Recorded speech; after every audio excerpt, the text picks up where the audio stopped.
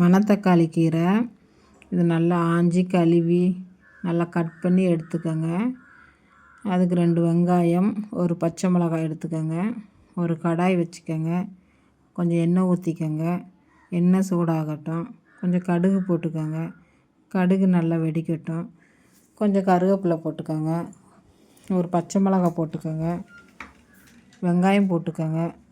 வெங்காயம் போட்டு நல்லா வதக்கிக்கோங்க. கொஞ்சம் பொன்னிறமாக வதக்கிக்கோங்க. நல்லா வதங்கட்டும். கொஞ்சம் உப்பு போட்டு வதக்கிக்கோங்க. நல்லா சீக்கிரமாக வதங்கிடும். வதங்கிட்டு கொஞ்சம் கீரை போட்டுக்கோங்க. கீரை போட்டு நல்லா வதக்குங்க. கீரை நல்லா வதக்குனதும் நல்லா சுருண்டு கொஞ்சமாக வந்துடும் கீரை.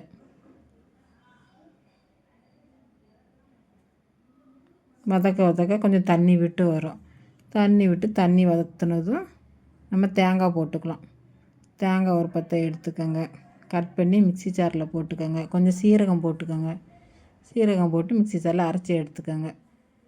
நல்லா கீரையை கொஞ்சம் நேரம் நல்லா வதக்கிக்கோங்க. நல்லா தண்ணிலாம் வற்றி நல்லா சுருண்டு வந்துடுச்சு. இந்த கீரை இப்படி வெங்காயம் பச்சை மிளகாலாம் போட்டு வதக்கியும் சாப்பிட்லாம். பாசிப்பருப்பு போட்டு நல்லா கூட்டு வச்சும் சாப்பிட்லாம். நல்லா கடைஞ்சி மசித்து சாப்பிட்டாலும் கீரை நல்லாயிருக்கும். அது பிடிக்காதவங்க இப்படி வதக்கியும் சாப்பிட்லாம். இதுவும் நல்லாயிருக்கும். இப்போ நம்ம தேங்காய் போட்டுக்கலாம். தேங்காய் போட்டு இறக்கிடலாம்.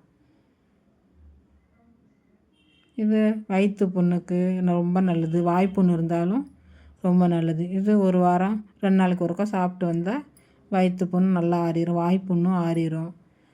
வயசானவங்களுக்கு அல்சர் இருந்தாலும் இந்த கீரை சாப்பிட்டா கொஞ்சம் நல்லா அப்படியே சரியாயிடும். இந்த சாப்பிட்டா ரொம்ப நல்லது. இந்த கீரை வாங்கி சாப்பிடுங்க.